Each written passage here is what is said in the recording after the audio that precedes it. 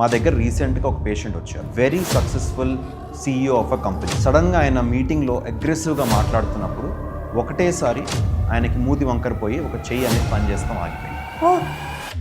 చేతులు పనిచేయదు, మీరు అన్నట్టు మూతి వంకరిపోతుంది, ఇలాంటివన్నీ ఒకటైతే అసలు గుర్తుపట్టరు, లేకపోతే అన్ని మర్చిపోతూ ఉంటారు. ఫస్ట్ ఇండికేషన్ వచ్చేసి బ్లడ్ ప్రెషర్. అసలు బీపీ ఉందనే ప్రాబ్లమే తెలియదు వీళ్ళకి. అసలు ఈ బ్రెయిన్ స్ట్రోకే రాకుండా హార్ట్కి ఎలా అయితే తీసుకుంటాము, బీపీ చెక్ చేసుకుంటాము, మందులు వేసుకుంటాము, అలాగే బ్రెయిన్కి కూడా చేసుకోవచ్చా? ఈ మధ్యకాలంలో స్ట్రెస్ అనేది it is becoming the major fact. చిన్న మెదడులో స్ట్రోక్ అవుతే వీళ్ళకి ఓన్లీ నడిచేటప్పుడు తూలుడు ఒక్కటే వస్తుంది, లేదా మాట్లాడేటప్పుడు కొంచెం మాట మారుతుంది కానీ పూర్తిగా మాట్లాడగలుగుతాం. ఫ్రంటల్ లోబ్లో వచ్చింది అనుకోండి, ఓన్లీ డెసిషన్ మేకింగ్, కోపం ఎక్కువైపోవడము, ఇలాంటి ఫీచర్స్ చూస్తాం. అలా కూడా అవుతుంది. చాలా మంది స్ట్రోక్ని, పక్షవాతాన్ని ఒకటే అనుకుంటాం. బ్రెయిన్ స్ట్రోక్ వచ్చే ముందర మనకి ఏమైనా మన బాడీ చెప్తుందా?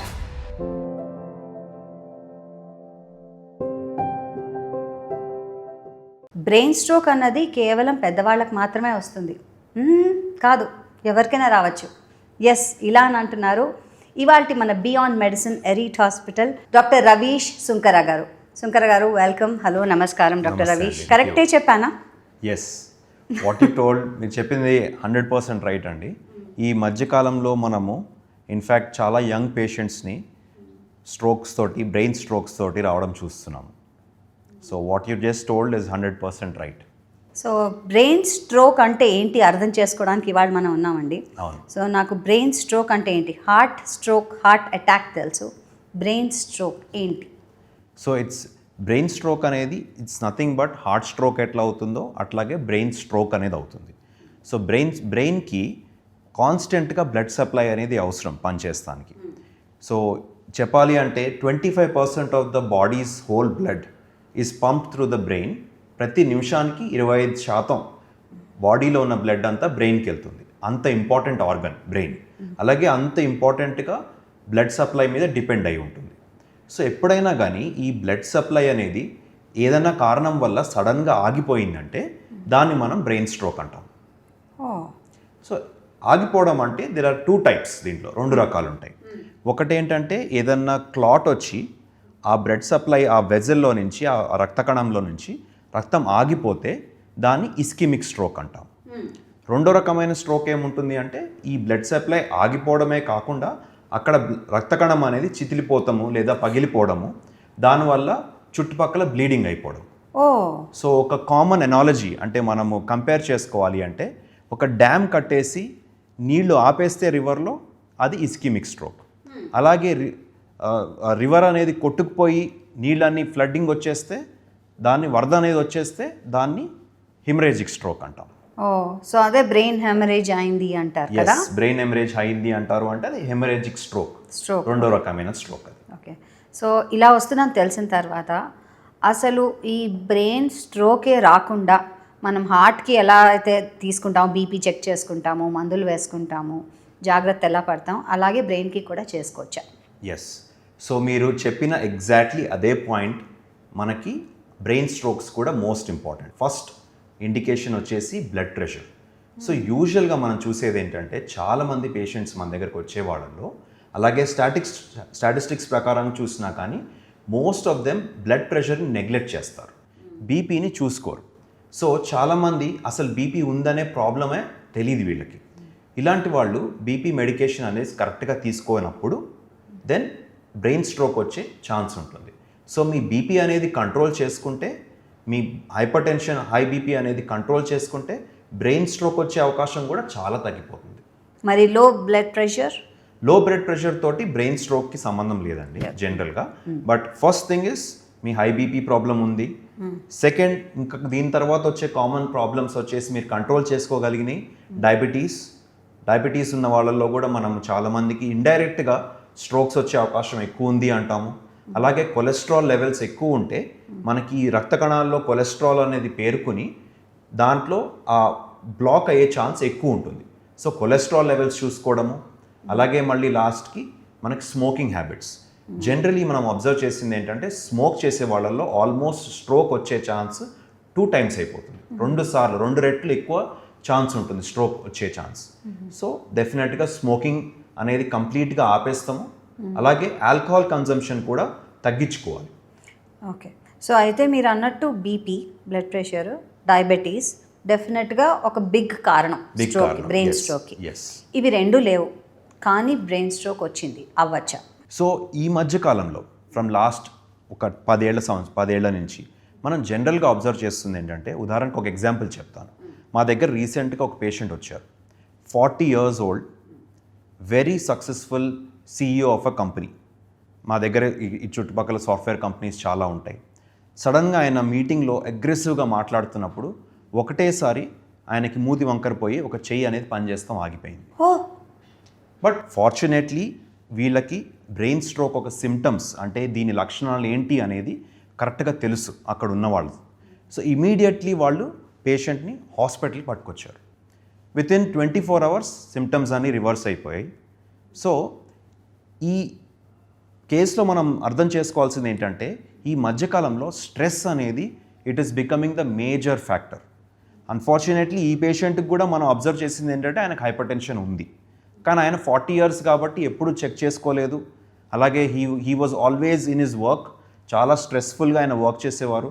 తర్వాత మనం ఆయన రికవర్ అయినాక మాట్లాడితే కొన్నిసార్లు ఆయన 15 గంటలు 16 గంటలు కూడా వర్క్ చేస్తున్న రోజులు ఉన్నాయండి. So stress is becoming the number 1 killer these days in younger patients. Alarming, అంటే ఇలాంటివి డెఫినెట్గా అలామే చేస్తాయి. ఒకటి మన నెగ్లిజెన్స్, అండ్ మీరు అన్నట్టు you never know what will happen. So అయితే దీనికి ఇండికేషన్స్ ఏమైనా ఉంటాయి? బ్రెయిన్ స్ట్రోక్ వచ్చే ముందర మనకి ఏమైనా మన బాడీ చెప్తుందా? సో ఈ స్ట్రోక్ ఒక లక్షణాలు గుర్తిస్తానికి ఒక బ్యూటిఫుల్ అబ్రివేషన్ ఉందండి. దాన్నే మనం ఫాస్ట్ అంటాం. ఫాస్ట్ అనేది F ఫర్ ఫేస్.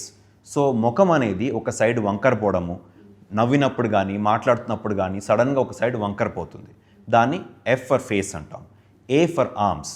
ఆర్మ్స్ అంటే ఒక చెయ్యి కానీ ఒక కాలు కానీ వీక్నెస్ రావడం, సో బేసికలీ పక్షవాతం రావడం ఒక సైడ్.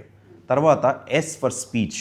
స్పీచ్ అంటే సడన్గా మాట అనేది ఆగిపోవడం, స్పీచ్ అనేది మనకి తగ్గిపోవడము, మాట్లాడలేకపోవడము, సడన్గా మాట్లాడుతూ ఆగిపోతుంది. ఒక కన్వర్జేషన్ మనం ఇద్దరం మాట్లాడుతున్నాము, సడన్గా వాళ్ళ మాట ఆగిపోతుంది. సో దాన్ని S ఫర్ స్పీచ్ కింద గుర్తిస్తాం. T for time. Time waste చేయకుండా ఇమీడియట్గా పేషెంట్ని మనము ఒక నియరెస్ట్ స్ట్రోక్ ఫెసిలిటీకి తీసుకెళ్ళాలి. సో ఈ అబ్రివేషన్ని ఫాస్ట్ అని గుర్తుపెట్టుకోవచ్చు మనం. సో ఫాస్ట్గా గుర్తుపెట్టుకోవడానికి మంచిది ఇచ్చారు మాకు. సో ఇవేమైనా ఏంటంటే ఎదురుకుండా వాళ్ళే మనం అబ్జర్వ్ చేయొచ్చు. ఇంట్లో వాళ్ళు కానివ్వండి, తెలిసిన వాళ్ళే చూడొచ్చు, కనిపెట్టచ్చు. అది కాకుండా మనకి మీరు ఈ ఫాస్ట్లో మనం చూసినట్టయితే చెయ్యి కానీ కాలు కానీ వీక్నెస్ చాలా వరకు పేషెంట్స్ కూడా గుర్తుపట్టవచ్చు. సో వాళ్ళకి తెలుస్తుంది చెయ్యి వీక్ అయిపోతుంది, కాలు వీక్ అయిపోతుంది అని చెప్పి. సో ఇలాంటప్పుడు యూజువలీ ఫోన్స్లో ఈ మధ్యన మీరు చూసినట్టయితే SOS ఎమర్జెన్సీస్ ఇవన్నీ వచ్చేసాయి మనకి. సో అవి ఆన్ చేసుకుని పెట్టుకోవడము అలాంటివి చేస్తాం, చాలా అవసరం. సో ఇలా కనిపెట్టిన తర్వాత దీనికి ఏమైనా ఒక గోల్డెన్ పీరియడ్లో ఏమైనా ఉంటుందా? అంటే ముందే వచ్చాను, ఇవి కనిపెట్టాను, నేను ముందే వచ్చాను, అప్పుడు ఏం చేస్తారు? సో ఈ స్ట్రోక్ వచ్చేసరికండి మనకి గోల్డెన్ అవర్ అని ఉంటుంది. సో 60 minutesలో కనుక మీరు హాస్పిటల్కి చేరుకోగలిగితే దెన్ ఈ స్ట్రోక్ సిమ్టమ్స్, ఈ లక్షణాలన్నీ పూర్తిగా నయమైపోయే ట్రీట్మెంట్ ఆప్షన్స్ ఉన్నాయి. సో దీన్ని మనము క్లాట్ బస్టర్స్ అంటాం. క్లాట్ బస్టర్స్ అంటే ఒక ఇంజెక్షన్ ఇచ్చేస్తే ఇమీడియట్గా ఆ రక్త సరఫరా అయితే ఏ క్లాట్ వల్ల ఆగిపోయిందో ఆ క్లాట్ అనేది కరిగిపోతుంది. సో పూర్తిగా సిమ్టమ్స్ అనేవి తగ్గిపోతాయి. కొన్నిసార్లు ఇప్పుడు ఈ మధ్యన మోడర్న్ హాస్పిటల్స్కి మీరు వెళ్తే ఈ గోల్డెన్ అవర్ని మనం దగ్గర 4.5 to 5 hours వరకు ఎక్స్టెండ్ చేయగలుగుతున్నాం with newer medications. And also ఇంకొక న్యూవర్ టెక్నిక్ ఏంటంటే మెకానికల్ థ్రాంబెక్టమీ. మెకానికల్ థ్రాంబెక్టమీలో మనం పేషెంట్ని క్యాత్ ల్యాబ్లోకి తీసుకెళ్ళి మనం ఎలా అయితే స్టెంట్ వేస్తామో హార్ట్లో, అలాగే ఫిమోరల్ రోడ్లో నుంచి వెళ్ళి పైకి వెళ్ళి ఆ క్లాట్ని మనము మెకానికల్గా తీసేయగలుగుతాం. సో ఈ గోల్డెన్ అవర్ అనేది ఇట్లాంటి అడ్వాన్స్ టెక్నిక్స్ తోటి మనకి అట్లీస్ట్ 4 to 5 hours వరకు మనం ఎక్స్టెండ్ చేయగలుగుతున్నాం.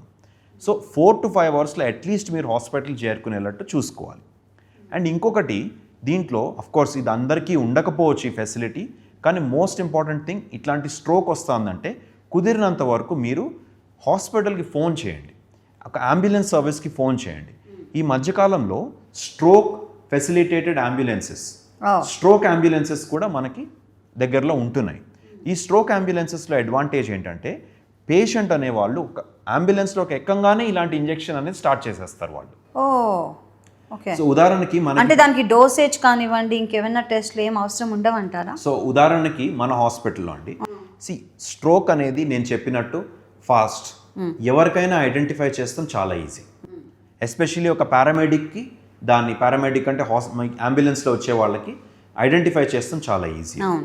అలాగే ఈ మధ్యకాలంలో మన హాస్పిటల్ అంబులెన్స్ చూసుకుంటే it is a 5G connected ambulance. 5G connected ambulance అంటే ఇమీడియట్లీ ఆ పారామెడిక్కి ఆ హెల్త్ కేర్ ప్రొవైడర్కి అంబులెన్స్లో ఉన్న వాళ్ళకి డౌట్ అనిపిస్తే ఇమీడియట్లీ మనకి వీడియో కాల్ తోటి డాక్టర్ కనెక్ట్ చేస్తారు, రీచ్ అవుతారు. సో ఇమీడియట్లీ దాంట్లో అంబులెన్స్లో ఆ 5G కనెక్టెడ్ ఉంటుంది కాబట్టి అట్లీస్ట్ న్యూరాలజిస్ట్ కానీ న్యూరో సర్జన్ కానీ ఎమర్జెన్సీ మెడిసిన్ వాళ్ళు కానీ ఇమీడియట్గా ఇంజెక్షన్ ఇవ్వమని సజెస్ట్ చేసేస్తారు. సో ఆన్ కాల్ ఆ ఫెసిలిటీ అవైలబుల్ ఉంది ఈ మధ్యకాలంలో ప్రతి అట్లీస్ట్ సిటీస్లో వరకు అయితే అండ్ మేజర్ డిస్ట్రిక్ట్స్లో వరకు అయితే అన్ని చోట్ల ఈ స్ట్రోక్ ఫెసిలిటేటెడ్ అంబులెన్సెస్ అనేవి రెడీగా ఉన్నాయి. సో ఈ ఫెసిలిటీని యూజ్ చేయాలి మనం. కుదరినప్పుడు డెఫినెట్లీ మీ ఓన్ వెహికల్లో కానీ ఏదైనా ప్రైవేట్ వెహికల్లో హాస్పిటల్కి వస్తాం అనేది next best option. But best option ఎప్పుడైనా కానీ ఇలాంటి స్ట్రోక్ ఫెసిలిటేటెడ్ హాస్పిటల్కి ఫోన్ చేస్తాం.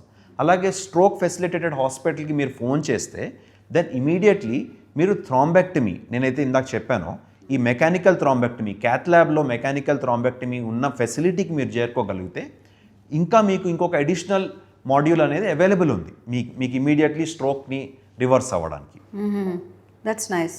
సో బ్రెయిన్ స్ట్రోక్ వచ్చినప్పుడు ఏమవుతుంది, వాట్ హ్యాపెన్స్, అండ్ వచ్చిన తర్వాత మీరు అన్నది golden hour 6 hours. Yes. So అప్పుడు మనం మళ్ళీ దాన్ని నార్మల్ చేయొచ్చు అన్నారు కాబట్టి అప్పటి వరకు పర్వాలేదు.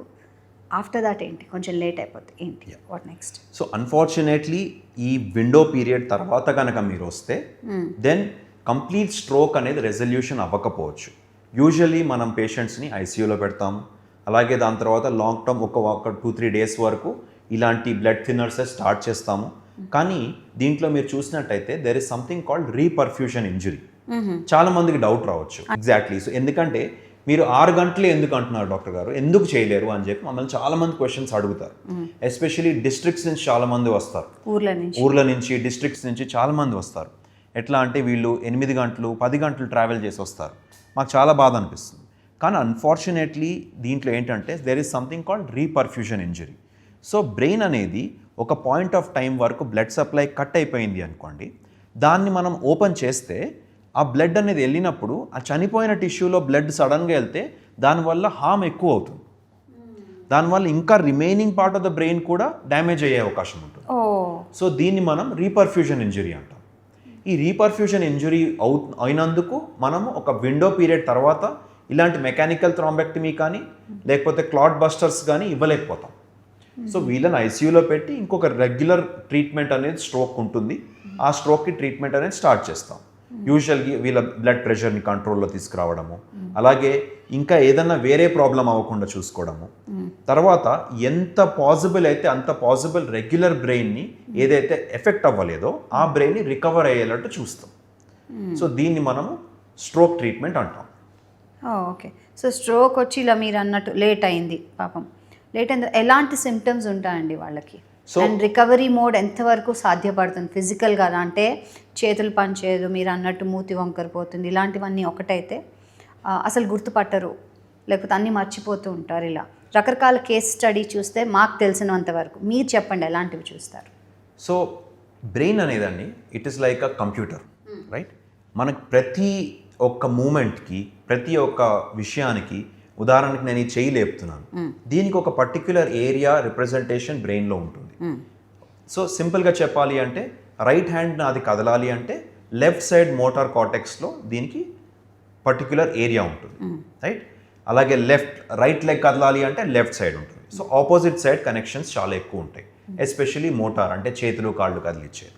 అలాగే స్పీచ్కి సంబంధించి మనం మాట్లాడే విధానానికి ఒక ఏరియా ఉంటుంది, మన ఆర్టికులేషన్కి ఒక ఏరియా ఉంటుంది, మన యాస అంటాం. మనము బేసికలీ సర్కాస్టిక్గా మాట్లాడుతున్నామా, ఎలా మాట్లాడుతున్నామా, మనం యాస కోసం ఒక స్పెసిఫిక్ ఏరియా ఉంటుంది. సో ఏ ఏరియాలో అయితే ఈ స్ట్రోక్ అయ్యి ఆ part of the brain destroy అయ్యిందో దాన్ని బట్టి సిమ్టమ్ ఉంటుంది. ఉదాహరణకి మనకి మోస్ట్ కామన్గా మనం చూసేది థెలమోస్ట్రైట్ ఆర్టరీ దగ్గర బ్లీడ్, CG బ్లీడ్స్ అంటాం. సిజీ బ్లీడ్స్ అనేది మోస్ట్ కామన్గా చూసే బ్లీడ్స్. ఎందుకంటే ఇక్కడ చిన్న బ్లడ్ వెజల్స్ ఉంటాయి, అవి పగిలిపోయి కానీ లేకపోతే అక్కడ రక్తం ఆగిపోయే అవకాశం ఎక్కువ ఉంటుంది. సో ఈ సీజీ బ్లీడ్స్తో మనం రెగ్యులర్గా చూసేది ఆ ఏరియాలో ఇంటర్నల్ క్యాప్స్యూల్ అంటాం. మనకి చెయ్యికి కాలికి ఉండే నరాలు అక్కడి నుంచి వెళ్తాయి. సో ఎగ్జాక్ట్లీ అక్కడ బ్లీడ్ అయినప్పుడు మోస్ట్ కామన్గా మనం చూసేది ఒక సైడ్ చెయ్యి కాళ్ళు పడిపోవడం, దీన్ని పక్షవాతం అంటాం. అందుకనే చాలామంది స్ట్రోక్ని పక్షవాతాన్ని ఒకటే అనుకుంటారు. కానీ మనం చాలాసార్లు చాలా స్ట్రేంజ్ స్ట్రోక్స్ చూస్తాం. ఉదాహరణకి పోస్టీరియర్ ఫోసా, చిన్న మెదడులో స్ట్రోక్ అవుతుంది. చిన్న మెదడులో స్ట్రోక్ అవుతే వీళ్ళకి ఓన్లీ నడిచేటప్పుడు తూలుడు ఒక్కటే వస్తుంది, లేదా మాట్లాడేటప్పుడు కొంచెం మాట మారుతుంది కానీ పూర్తిగా మాట్లాడగలుగుతారు. అలాగే కొన్నిసార్లు స్ట్రోక్స్ అనేవి ఒక స్పెసిఫిక్ ఏరియాలో వచ్చినప్పుడు మనకి ఉదాహరణకి మీరు అంటున్నారు ఫ్రంటల్లో, విచ్ ఇస్ నాట్ కామన్. రెగ్యులర్గా ఫ్రంటల్ లోబ్లో రావు. ఫ్రంటల్ లోబ్లో వచ్చిందనుకోండి ఓన్లీ డెసిషన్ మేకింగ్, కోపం ఎక్కువైపోవడము, ఇలాంటి ఫీచర్స్ చూస్తూ ఉంటాం. సో ఎక్కడ స్ట్రోక్ అయ్యింది అనే దాన్ని బట్టి సిమ్టమ్ ఆధారపడుతుంది. తర్వాత నేను చెప్పినట్టు మీరు కనుక హాస్పిటల్కి వెళ్ళి ట్రీట్మెంట్ తీసుకుంటే రిమైనింగ్ పార్ట్ ఆఫ్ ద బ్రెయిన్ని డ్యామేజ్ అవ్వకుండా చూసుకోవాలి. దీంట్లో ఇంకొక ఇంపార్టెంట్ థింగ్ ఏంటంటే మనకి బ్రెయిన్ స్ట్రోక్ అయినప్పుడు remaining part of the brain కూడా ఎఫెక్ట్ అవ్వడం స్టార్ట్ అవుతే బ్రెయిన్లో ప్రెషర్ అనేది పెరిగిపోవడం స్టార్ట్ అవుతుంది. అది కూడా ఉంటుంది. అది ఎందుకంటే బ్రెయిన్ అనేది మనకి స్కల్ బోన్, మన పుర్రె లోపల ఉంటుంది. పుర్రె అనేది ఒక లిమిటెడ్ స్పేస్. దీంట్లో ఎంత కావాలంటే అంత బ్రెయిన్కి మీకు ఇక్కడ చెయ్యి దగ్గర దెబ్బ తగిలింది. చెయ్యి దగ్గర దెబ్బ తగిలినప్పుడు అక్కడ ఎక్స్పాండ్ అవ్వడానికి దానికి టిష్యూ అనేది స్కిన్ అనేది ఎలాస్టిక్గా ఉంటుంది. అదే బ్రెయిన్ అనేది స్కల్లో ఉంటుంది కాబట్టి స్కల్ ఈజ్ హార్డ్. మన పుర్రె అనేది ఒక ఎక్స్పాండ్ అవ్వడానికి ప్లేస్ లేదు. సో అట్లాంటప్పుడు ఏమవుతుందంటే హర్నియేషన్ అయ్యే ఛాన్స్ ఉంటుంది. హర్నియేషన్ అంటే చిన్న మెదడు అనేది ఒత్తుకుపోయే ఛాన్స్ ఉంటుంది. ఈ చిన్న మెదడులో మనకి ఊపిరి తీసుకునే ప్రక్రియ ఇవన్నీ సబ్కాన్షియస్లీ ఆ ఏరియాస్లో ఉంటాయి. సో ఒకవేళ ఆ ప్రెషర్ పెరిగిపోయింది అనుకోండి, ఊపిరి తీసుకునే ప్రక్రియ మనకి తగ్గిపోతుంది. సో వాళ్ళంతటికి వాళ్ళు ఊపిరి తీసుకోలేకపోతారు. అలాంటప్పుడు మనకి అందుకని ఇమీడియట్లీ ఈ రెగ్యులర్ బ్రెయిన్ ఎఫెక్ట్ అవ్వకుండా చూసుకుంటాం అనేది, బ్రెయిన్ ఎక్స్పాండ్ అవ్వకుండా ఉండాలి అనేది కూడా ఒక మెయిన్ థింగ్ మనకి. సో దానికి బ్రెయిన్ని స్వెల్లింగ్ తగ్గిస్తానికి మందులు ఇవ్వాల్సి వస్తుంది. అలాగే ఆ మందుల వల్ల కంట్రోల్ అవ్వకపోతే డీకంప్రెషన్ క్రేనియోటమీ అంటాం. అంటే ఈ పుర్రె లోపల ఒక చిన్న హోల్ చేసి ఆ బ్రెయిన్ని స్వెల్ అవ్వడానికి ప్లేస్ ఇస్తాం అప్పుడు. ఓకే. బ్రెయిన్లో ఒక ఫ్లూయిడ్ ఉంటుంది, అది ఎక్కువ అయిపోతే కూడా ఇలాంటివి వస్తూ ఉంటాయి. ఎంతవరకు నిజం? ఎస్, బ్రెయిన్లో ఒక ఫ్లూయిడ్ ఉంటుందండి, దాన్ని సెరిబ్రోస్పైనల్ ఫ్లూయిడ్ అంటాం, సిఎస్ఎఫ్ ఫ్లూయిడ్ అంటాం.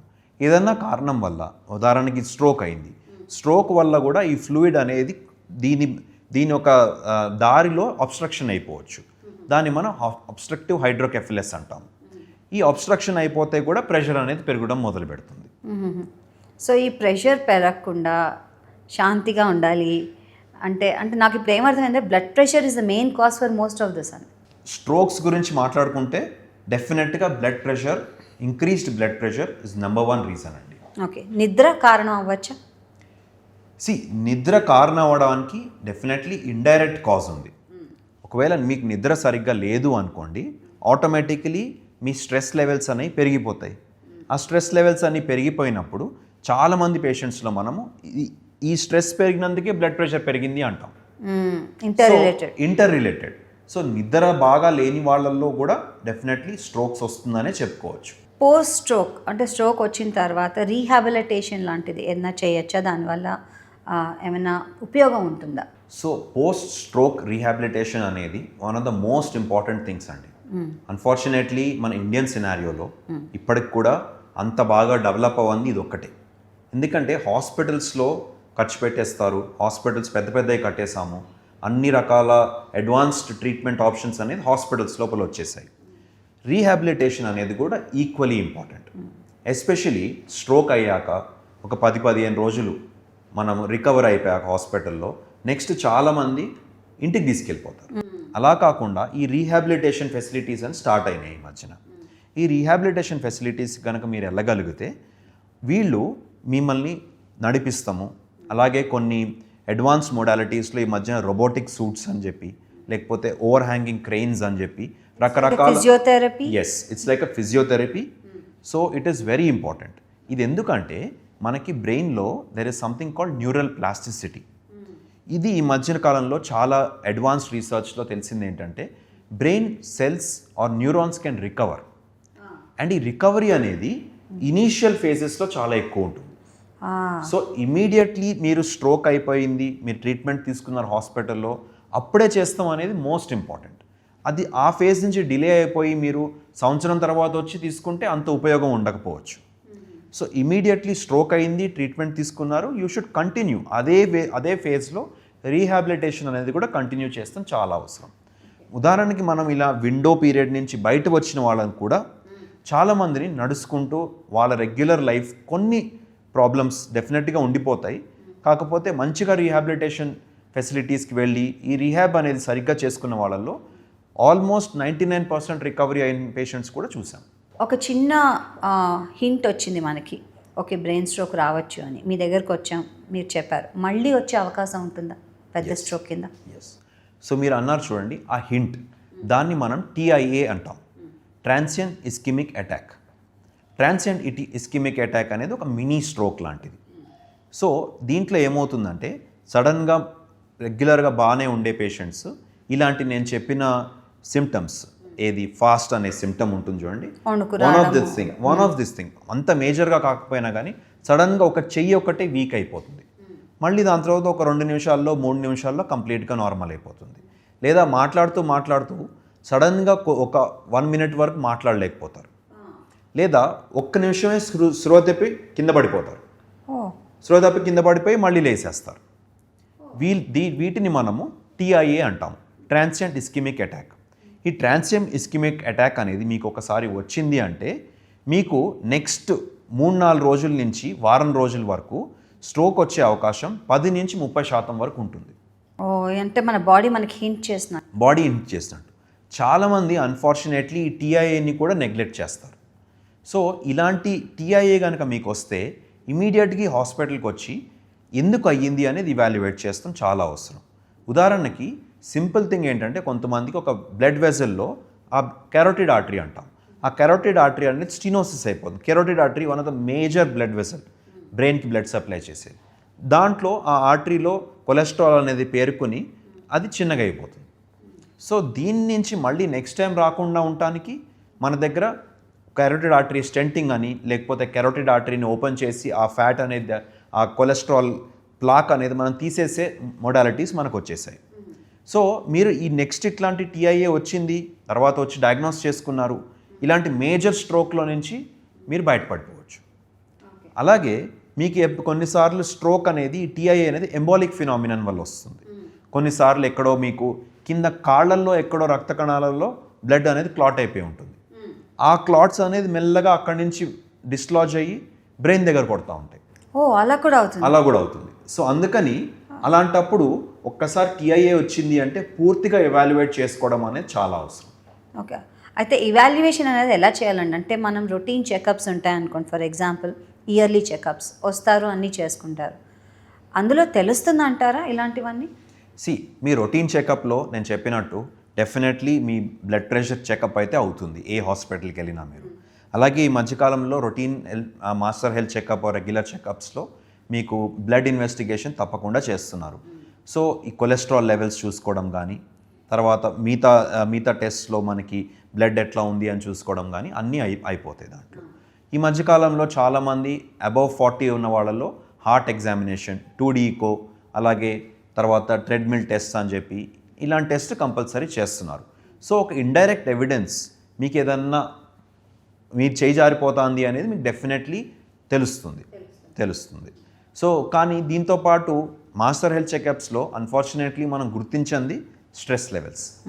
ఈ స్ట్రెస్ లెవెల్స్ని గుర్తించారు కాబట్టి ఈ మధ్యకాలంలో చాలా వరకు మనము కౌన్సిలింగ్ కూడా తీసుకోమని చెప్తున్నాం. అంటే ఇన్ కేస్ మీరు ఏదైనా హై స్ట్రెస్ జాబ్స్లో ఉన్నారు అన్నప్పుడు డెఫినెట్లీ మీ స్ట్రెస్ లెవెల్స్ ఎక్కువ ఉన్నాయా లేదా అనేది ఒకసారి ఇవాల్యుయేట్ చేసుకోవడం కూడా మంచిది. మెన్ విమెన్ ఇద్దరికి చూస్తే ఎవరికి ఎక్కువ శాతం ఉంటుందంటారు, ఎవరికి తక్కువ శాతం, లేకపోతే ఇద్దరికి ఈక్వల్?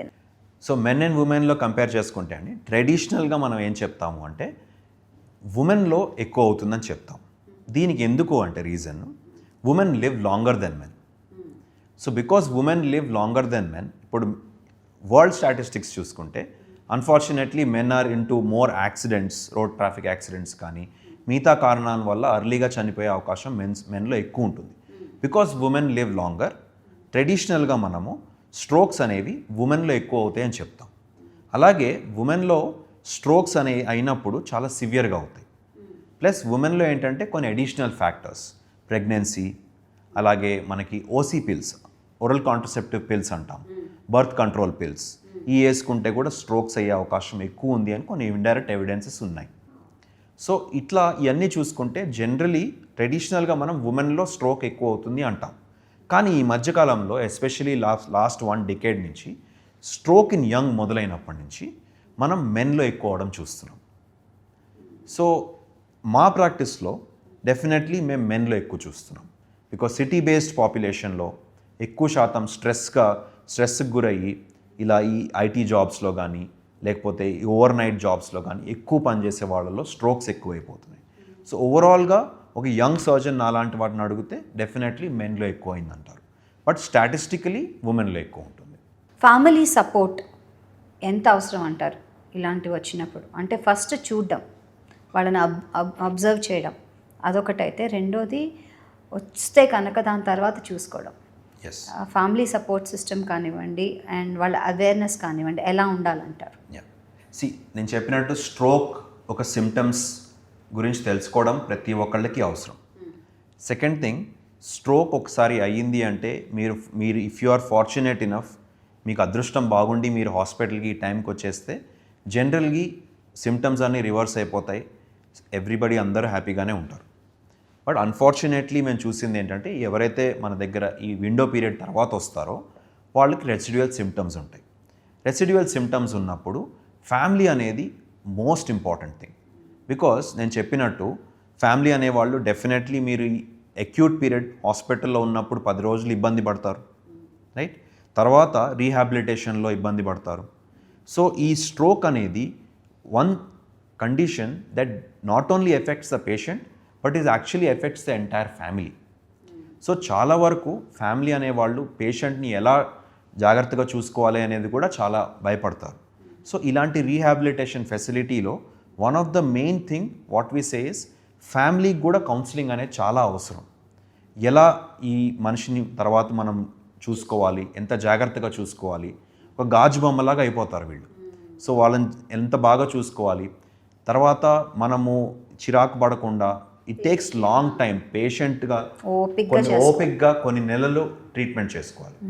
మా ప్రాక్టీస్లో మేము చాలా డిఫరెంట్ బ్యూటిఫుల్ కేసెస్ చూసామండి. పిల్లలలో స్ట్రోక్ అయ్యి పేరెంట్స్ చూసుకోవడము, అది అన్నిటికంటే వర్స్ట్ థింగ్ డెఫినెట్లీ. పెద్దవాళ్ళలో స్ట్రోక్ అయ్యి పిల్లలు ఉద్యోగాలు మానేసి వాళ్ళని చూసుకోవడము. One patient I totally remember, ఒక పేషెంట్ స్ట్రోక్ వచ్చింది ఆయనకి. మేము అన్ఫార్చునేట్లీ చాలా లేట్గా వచ్చారు మన దగ్గరికి. తర్వాత హీ హ్యాడ్ మేజర్ సిమ్టమ్స్, పక్షవాతం ఉండింది, మాట పడిపోయింది, అంతా అయిపోయింది. వాళ్ళ అబ్బాయి దుబాయ్లో ఒక మంచి జాబ్ చేసేవాడు. మొత్తం మానేసి అతను హీ కేమ్ బ్యాక్ అండ్ నాకు గుర్తుంది 1 year వరకు రీహాబిలిటేషన్ ఫెసిలిటీలోనే ఉన్నారు వీళ్ళు. ఎందుకంటే వీళ్ళు ఎక్కడో చిన్న గ్రామం నుంచి, సో అక్కడ వీళ్ళకి ట్రీట్మెంట్ బాగుండదు అని చెప్పి వీళ్ళు హైదరాబాద్లోనే రీహాబిలిటేషన్లో ఉండిపోయారు. తర్వాత నాకు ఇతను ఎక్కడో మన దగ్గర ఫాలోఅప్కి వస్తూ ఉంటారు 6 నెలల వరకు. తర్వాత నాకు సంవత్సరానికి కూడా ఇక్కడే కనిపించాడు. సంవత్సరానికి కూడా ఇక్కడ కనిపిస్తే సార్ అంతా మానేస్తాను, మా నాన్నగారు బాగుంటే బాగుంటుంది అని చెప్పి. So sometimes it effects families such deeply. And beautiful thing is after 1 year వీళ్ళ ఫాదర్ నడుచుకుంటూ వచ్చారు మన దగ్గరికి. మాట ఇంప్రూవ్ అవ్వలేదు కానీ నడుచుకుంటూ వచ్చారు. సో ఇలాంటి సక్సెస్ స్టోరీస్ ఉన్నాయి, అలాగే అన్ఫార్చునేట్లీ కొన్ని బ్యాడ్ స్టోరీస్ కూడా ఉన్నాయి. బట్ ఫ్యామిలీ అనేది స్ట్రాంగ్గా ఉండటం అనేది చాలా అవసరం. Okay, prevention is better than cure అంటారు. కాబట్టి ఎలా ప్రివెంట్ చేయొచ్చు, అసలు బ్రెయిన్ స్ట్రోక్ రాకుండా ఎలా చూసుకోవచ్చు? సో లైఫ్ స్టైల్ అండి, number 1 is always lifestyle. So మీరు రెగ్యులర్గా ఎక్సర్సైజ్ చేసుకుని, రైట్? ఎక్సర్సైజ్ అనేది కూడా you have to understand that exercise for both body and mind, right? Exercise అనేది టాకింగ్ అంటే మనం ఎక్సర్సైజ్ అనగానే బాడీ అనుకుంటాం, మైండ్ మర్చిపోతున్నాం. Yes, so it's very important because exercise, మీరు cardiovascular exercise is the most important thing, right? Cardiovascular అంటే ఉదాహరణకి మనము Zone 2 ఎక్సర్సైజెస్ అంటాం. అంటే హార్ట్ రేట్ ఒక 120, 110, ఒక రెగ్యులర్ పర్సన్కి 120, 110. లేదా మీరు ఒక స్మార్ట్ డివైస్ ఏదన్నా పెట్టుకుంటున్నారు అంటే జోన్ 2 ఎక్సర్సైజెస్ అంటాం. సో సింపుల్గా మీరు if you're not using a smart device then it's like మీరు నడుచుకుంటూ మాట్లాడగలగాలి. ఆ స్పేస్లో కనుక మీరు ఒక 20 to 30 minutes at least 3 to 4 times వారానికి చేస్తే మీ కార్డియోవాస్కులర్ హెల్త్ అనేది డెఫినెట్లీ బాగుంటుంది. నాకు ఒక కార్డియాలజిస్ట్ చెప్పారు, మీ హార్ట్ బీట్ మీకు వినిపించాలండి, Yeah. అప్పుడే మీరు సరిగ్గా ఎక్సర్సైజ్ చేస్తున్నట్టు అన్నారు. So that is actually very good. If you are able to do that then it is zone 3. So zone 3 అనేది కొంతమందికి దే మైట్ నాట్ బి అంత అగ్రెసివ్గా చేయకపోవచ్చు. జోన్ 2లో మీ హార్ట్ బీట్ మీకు వినిపించదు, కానీ మీరు కంఫర్టబుల్గా నడవగలుగుతారు. జోన్ 3 కనుక మీరు చేయగలిగితే it is excellent for your cardiovascular health. Zone 2 అనే వరకు చేస్తే మీ బ్రెయిన్ హెల్త్కి ఇంపార్టెంట్. అచ్చా. జోన్ 3 అనేది మీ బ్రెయిన్ హెల్త్కి చాలా మంచిది, దాని డౌట్ లేదు దాంట్లో. So zone 2 is the at least zone 2 వరకు చేయమంటాం. At least 30 minutes for at least 3 to 4 times a week. చెమట పట్టేంత వరకు చేయాలి. ఎగ్జాక్ట్లీ. ఓకే. సో దెన్ దీంతో పాటు చాలా ఇంపార్టెంట్ థింగ్ మసిల్ మెయింటైన్ కూడా చేయాలి. ఎందుకంటే వెయిట్ ట్రైనింగ్ అనేది చాలా మంది నెగ్లెక్ట్ చేస్తారు. పరిగెత్తారు, వాకింగ్ చేస్తారు, కానీ వెయిట్ ట్రైనింగ్ చేయరు. So especially Indian women are the worst in this. ఎవ్వరు కూడా చేయరు. ఏమన్నా అంటే మా దగ్గరకు వచ్చిన వాళ్ళు, సార్ నేను రోజు ఇల్లు నేనే ఊడ్చుకుంటాను, అంట్లు నేనే తోముకుంటాను, ఇంటి పనంతా నేనే చేసుకుంటాను, నాకేం అవసరం అంటారు. బట్ అట్లా కాదండి. ఈ కార్డియోవాస్కులర్ హెల్త్తో పాటు మసిల్ మెయింటైన్ చేస్తాం కూడా చాలా ఇంపార్టెంట్. మసిల్ మెయింటైన్ చేస్తాం ఎందుకు ఇంపార్టెంట్ అంటే మీ మసిల్ కరెక్ట్గా ఉంటే మీకు డయాబెటీస్ వచ్చే అవకాశం తక్కువ ఉంటుంది, మీకు ఇన్సులిన్ రెసిస్టెన్స్ అనేది రాదు. సో మీ మసిల్ మెయింటైన్ అవుతే ఇండైరెక్ట్గా యువర్ డయాబెటీస్ ఛాన్స్ తక్కువ అయిపోతుంది, దానివల్ల స్ట్రోక్ అనేది రాదు. So 2 exercises cardiovascular and muscle strengthening కూడా చాలా important for your brain health on an overall basis. తర్వాత సెకండ్ థింగ్ మైండ్ ఎక్సర్సైజెస్. చాలామంది ఎక్సర్సైజ్ చేస్తారు, ఫిట్గా ఉంటారు. ఈ మధ్యకాలంలో మనం చూసింది ఏంటంటే ఈ హై స్ట్రెస్ జాబ్స్లో ఉన్నవాళ్ళు మంచిగా సన్నగా ఉంటారు, ఫుల్ ఫిట్ ఉంటారు. ఎందుకంటే వాళ్ళు దే ఆర్ వెరీ ఎడ్యుకేటెడ్, చాలా బాగా డైట్ కంట్రోల్ చేసుకుంటారు, అన్నీ చేసుకుంటారు, కానీ స్ట్రెస్ లెవెల్స్ వాళ్ళలో చాలా ఎక్కువ ఉంటాయి. సో లైఫ్ స్టైల్లో స్ట్రెస్ని మేనేజ్ చేసుకోవడం. Simple thing is start with breathing exercises. That is the most simplest thing that you can do. Pranayama అంటారు, one of the kinds breathing exercises. పేర్లోనే ఉంది దానికి ప్రాణం ఇచ్చేదని. ఎస్. సో బ్రీతింగ్ ఎక్సర్సైజెస్ అనేది one of the most simplest thing that you can do. ఇది కాకుండా మనం మైండ్ఫుల్నెస్ మెడిటేషన్ అంటాం. మైండ్ఫుల్నెస్ అంటే మీరు అట్లీస్ట్ రోజుకి 10 నిమిషాలు మీ టెన్షన్స్ గురించి మర్చిపోయి ఒక్కదాని మీద ఫోకస్ చేయాలి. అట్లీస్ట్ మీరు ఏమీ ఆలోచించకుండా ఉండగలిగితే 10 నిమిషాలు, then it is very good. Then you are step 2 in mindfulness. But at least step 1లో మీరు మీ టెన్షన్స్ అన్నీ మర్చిపోయి ఒక విషయాన్ని మీద కాన్సన్ట్రేట్ చేయగలిగితే that is most enough. So చాలామంది ఈ మధ్యలో నేను ఏం చెప్తాను అంటే సింపుల్ థింగ్స్ మీరు ఇంట్లో చేసుకుంటున్నారు. నేను ఆడవాళ్ళకి చాలామందికి చెప్తాను, మీరు అంట్లు తోముతా అంటున్నారు రోజు, యూ వాష్ డిషెస్, మీరు అంట్లు అన్నీ తోముతా. ఆ 10 నిమిషాలు మీరు ఆ పని చేసేటప్పుడు దాని మీదే కాన్సన్ట్రేట్ చేయండి. వంట చేసేటప్పుడు వంట మీదే కాన్సన్ట్రేట్ చేయండి, ఎంత బాగా చేస్తున్నాము అని చెప్పి. So that it self becomes mindfulness meditation. మీరు ఆ పని చేసేటప్పుడు 100 ఆలోచిస్తూ కూర్చున్నారు అంటే దెన్ ఆటోమేటిక్లీ బ్రెయిన్ అనేది స్ట్రెస్ అయిపోతుంది. కరెక్ట్. ఫోన్ మాట్లాడుతూ వంట చేస్తారు, ఆర్ ఫోన్ మాట్లాడుతూ driving. So our mind is actually not made for multi tasking. చాలామంది మల్టీ టాస్కింగ్ నేను చేయగలుగుతాను అని గొప్పగా చెప్పుకుంటారు, కానీ మల్టీ టాస్కింగ్ తోటి మన బ్రెయిన్ అనేది ఫెటీగ్ అయిపోతుంది, దాంతో స్ట్రెస్ లెవెల్స్ పెరుగుతాయి. సో అట్లీస్ట్ ఒక 10 నిమిషాలు మల్టీ టాస్కింగ్ రోజులో మానేసి పూర్తిగా ఒక దాని మీద కాన్సన్ట్రేట్ చేసి మీరు ఎంజాయ్ చేసే పని, ఆ పని మీద చేయండి. డెఫినెట్లీ మీ మైండ్ అనేది హెల్దీ అవ్వడం మొదలు పెడుతుంది. చాలామంది స్పిరిచువల్గా ఉంటారు, రోజు దేవుడికి ప్రార్థిస్తారు. ఆ 10 నిమిషాలు కూడా వాళ్ళు పీస్ఫుల్గా ఉండరు. దాని బదులు ఆ 10 నిమిషాలు మీరు రోజుకి మీరు పీస్ఫుల్గా ఉంటానికి ప్రయత్నిస్తే definitely it is going to help you. చాలా వరకు మీకు ఈ స్ట్రెస్ అనేది తగ్గిపోతుంది. చాలా యాప్స్ కూడా వచ్చేసాయి దానికి. చాలా యాప్స్ వచ్చేసాయి. యాప్స్ చాలా ఉన్నాయి ఈ మధ్యన, నేను కూడా ఒకటి యూజ్ చేస్తాను.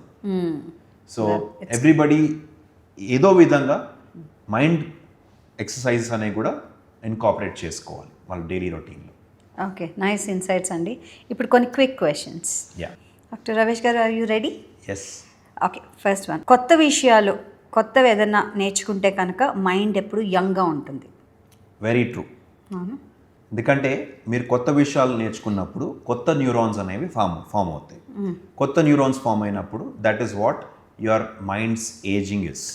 మీ neurons number of neurons destroy అవ్వడం మొదలుపెట్టినాయి అంటే మీ బ్రెయిన్ ముసలిది అయిపోతుంది అన్నట్టు. మీరు కొత్త విషయాలు నేర్చుకున్నారంటే కొత్త న్యూరాన్స్ ఫామ్ అవుతాయి. Your mind will definitely stay younger. Okay, so body can age కానీ మైండ్ ఎప్పుడు యంగ్గా పెట్టుకోవచ్చు. Myth or fact? Mind definitely young పెట్టుకోవచ్చు, బాడీని కూడా యంగ్ పెట్టుకోవచ్చు. Both are interrelated. So నేను చెప్పినట్టు lifestyle is the key. మీరు కనుక మంచి హ్యాబిట్స్ ఉంటే మీకు ఆటోమేటికలీ మీ మైండ్ అనేది యంగర్ ఉంటుంది. పర్ఫెక్ట్. ఓకే, రొటీన్ స్కెడ్యూల్ అదే టైంకి తినడం పడుకోవడం ఇవన్నీ చేస్తే బ్రెయిన్ కూడా చాలా లెథార్జిక్గా అయిపోతుంది. Partially true. Partially partially true. ఎందుకంటే మనకి రొటీన్ అనేది చాలా ఇంపార్టెంట్, ఎస్పెషల్లీ గుడ్ హ్యాబిట్స్ కోసం. ఉదాహరణకి సర్కేడియన్ రిథమ్ అంటాం. మన మైండ్లో ఒక బయాలజికల్ క్లాక్ ఉంటుంది. వాచ్ అనేది కొన్ని వందల సంవత్సరాల ముందే ఉంది, కానీ ఎన్నో లక్షల సంవత్సరాల నుంచి మనుషులు ఉన్నారు. కరెక్ట్. సో మైండ్లో ఒక బయాలజికల్ క్లాక్ ఉంటుంది. ఒక టైంకి లెగిసి ఒక టైంకి పడుకుంటే ఈ బయాలజికల్ క్లాక్ అనేది ఒకటే టైంకి లేసి ఒకటే టైం పడుకుంటే వాట్ ఐ మీన్, ఈ బయాలజికల్ క్లాక్ అనేది పర్ఫెక్ట్ సర్కేడియన్ రిథంలో ఉంటుంది. ఈ సర్కేడియన్ రిథమ్ కనుక బ్యాలెన్స్డ్ ఉంటే మీ బాడీలో స్ట్రెస్ లెవెల్స్ అనేవి చాలా తక్కువ ఉంటాయి.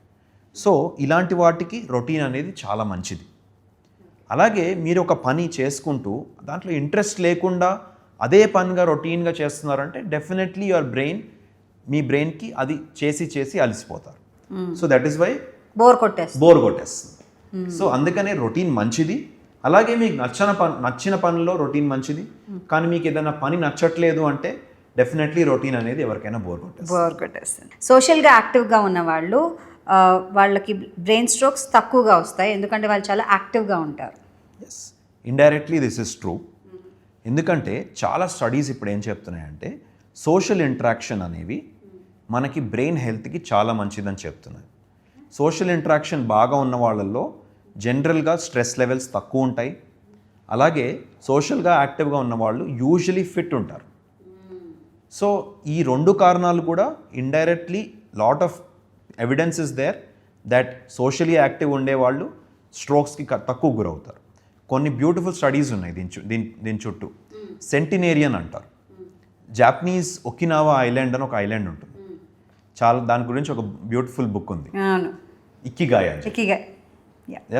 సో దాంట్లో సోషలీ యాక్టివ్ అనే వాళ్ళు మోస్ట్ హెల్దియస్ట్ పీపుల్ అని చెప్పి మనకు ప్రూవ్ అయింది. Correct, it's beautiful book. చాలా మంచి పుస్తకం, చదివితే. Pregnancy, menopause and birth control pills తీసుకునే స్త్రీలకి బ్రెయిన్ స్ట్రోక్ వచ్చే అవకాశం ఎక్కువగా ఉంటుంది. ఎస్, దీని చుట్టూ డెఫినెట్లీ ఎవిడెన్స్ అనేది ఉందండి. ప్రెగ్నెన్సీ, బర్త్ కంట్రోల్ పిల్స్ తీసుకునే వాళ్ళల్లో బ్రెయిన్ స్ట్రోక్స్, ఎస్పెషలీ మనం ఒక రకమైన స్ట్రోక్ చూస్తాం, దాన్ని CVT అంటాం, సెంట్రల్ సైనస్ స్ట్రోక్ అంటాం. అవి ఎక్కువ అవడం చూస్తూ ఉంటాం వీళ్ళల్లో. అలాగే మనకి మెనోపాజ్ తర్వాత కూడా స్ట్రోక్ అయ్యి హార్మోనల్ చేంజెస్ సడన్గా ఎక్కువ అయ్యి స్ట్రోక్ అయ్యే అవకాశం ఎక్కువ శాతం ఉంది అని చెప్పి ఎవిడెన్స్ అనేది చెప్తాను.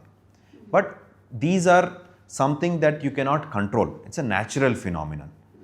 సో వీళ్ళల్లో కూడా రెగ్యులర్ లైఫ్ స్టైల్ ఉండే వాళ్ళల్లో తక్కువ ఉంటుంది. సో ఈ ఎలా అయినా ఉన్నాయని చెప్పి we should not leave regular life style. Family history ఉంటే వాళ్ళకి బ్రెయిన్ స్ట్రోక్ వచ్చే అవకాశం ఉంటుంది. ఎవిడెన్స్ అయితే చెప్పట్లేదండి ఇట్లా ఫ్యామిలీ హిస్టరీతో స్ట్రోక్ వస్తుందని చెప్పట్లేదు.